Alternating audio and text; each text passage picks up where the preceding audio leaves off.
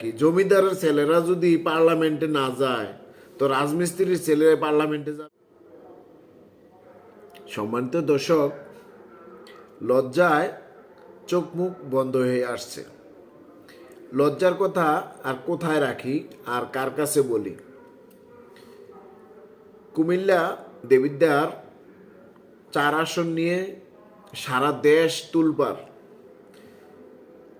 সবচেয়ে বেশি আলোচনায় যেই আসনটা বর্তমানে আছে সেটাকে কুমিল্লা দেবিদ্বার 4 আসনটাই ধরা যায়।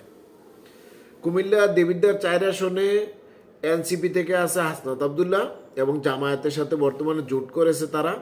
জামায়াত এনসিপি মিলে হাসনাত আবদুল্লাহ নিয়ে এই কুমিল্লা দেবিদ্বার আসনটা সারা দেশের দৃষ্টি এখানে আছে।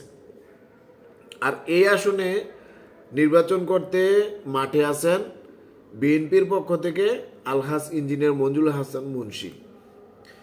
এখন এই কুমিল্লা 4 আসনের একজন ভোটার হয়ে লজ্জায় একদম চোখ মুখ বন্ধ হয়ে আসতে কার কাছে দুঃখের কথা বলবো সেই লোকটাও খুঁজে পাচ্ছি না, আর কার কাছে বলবো কিভাবে বলবো সেই ভাষাও খুঁজে পাচ্ছি না। আপনারা বললেন যে ফকিন্নির ফুত, নাম দাম নাই, এমপি হইতে আইছে, ডাকাতের মতো চেহারা, তো তার কি পরিচয় আছে, ওই ছেলেকে তাকে চিনি না। এখন আপনাদেরই আবার ঋণের দায়ে ব্যাংক থেকে ঋণ নিছেন, সেই ঋণের টাকা দিতে পারতেছেন না বলে আপনাদের নমিনেশন বাতিল হয়ে যায়। আর এটা কিন্তু এমনি না, বাতিল হইতেছে কিভাবে? বাতিল হইতেছে বিভিন্ন আলোচনা সমালোচনা, বিভিন্ন তথ্য উৎপাত্ত বের করার পরে এখন দেখা গেছে একদম যখন পানি গোলা হয়ে গেছে তখন আর ডুব দিয়ে থাকার সুযোগ পাচ্ছে না। এখন বাসিত হয়েছে, হ্যাঁ এত কোটি টাকা ঋণ আছে। তো এই লজ্জা কোথায় রাখি? জমিদারের ছেলেরা যদি পার্লামেন্টে না যায় তো রাজমিস্ত্রির ছেলেরা পার্লামেন্টে যাবে? পার্লামেন্টে রাজমিস্ত্রির ছেলে যখন যাবে তখন জমিদারের ছেলে কি বসে বসে হাততালি দিবে?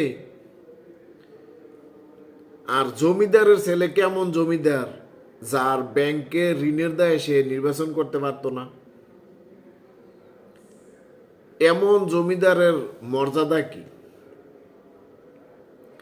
এই একটা প্রশ্ন আমি আপনাদের কাছে রাখলাম, আপনারা এটার উত্তর দিবেন। আপনারা বিজ্ঞ লোক। এখন মুখে মাস্ক লাগায় সারা চলার আর কোনো উপায় নেই। তাই রাজমিস্ত্রির ছেলেই ভালো আছে ভাই। রাজমিস্ত্রির ছেলে 10 টাকা কারো কাছ থেকে মাইরেও খায় নাই, কোথাও ঋণ খেলাফিও নাই। ভবিষ্যতে কি হবে এটা পরের বিষয়, বর্তমানেরটা বলেন। এখন জমিদার ছেলে, তাইলে আপনি এই কথা, এত বড় কথা বলার দরকার ছিল কি? আপনার তো তলে কাঁচা। উচিত কথা বললে আবার খানা পাওয়া যায় না। তো এখন হইল বর্তমানে কুমিল্লার দেবিদ্বার আসনটা নিয়ে একটা পরিস্থিতি সৃষ্টি হয়ে রয়েছে, সারা দেশে এটা নিয়ে তুলফাল সৃষ্টি হয়ে গেছে। এখন এই সন্ধ্যার থেকে দেখতেছি পুরা সব কটা চ্যানেলে একই কথা। তাও আবার কি, হাসনাত আবদুল্লাহর আসনে নির্বাচন করতে পারবে না বিএনপির মঞ্জুর হাসান মুন্সি।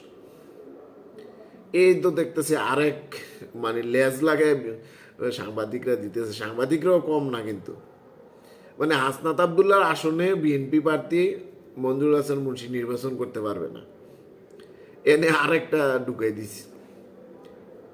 মঞ্জুর হাসান মুন্সি বললেও তো দেখা গেছে, বা দেবিদ্বার আসন বললেও তো মোটামুটি একটু হয়, আবার হাসনাতও বলাই দিছে। যাক, আল্লাহ সকলকে মঙ্গল দান করুক। নির্বাচনে সুষ্ঠু প্রার্থীকে নির্বাচিত করুন, সুষ্ঠু প্রার্থীকে ভোট দিন।